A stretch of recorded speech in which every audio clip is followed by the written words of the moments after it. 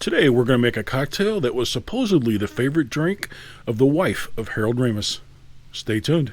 For you, miss? Sweet vermouth on the rocks with a twist, please.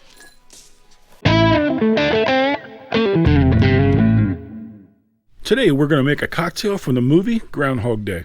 If you're not familiar with this movie stars Bill Murray plays a character named Phil Connors, who is secretly in love with his director, Rita. Rita is played by Andie MacDowell.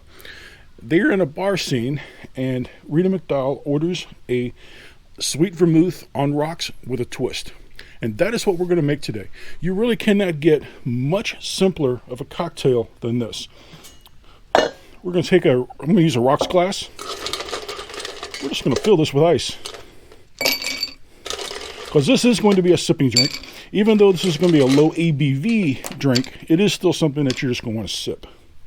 Fill that with ice. For the sweet vermouth, I am going to use this Lo-Fi brand. It is actually made in California.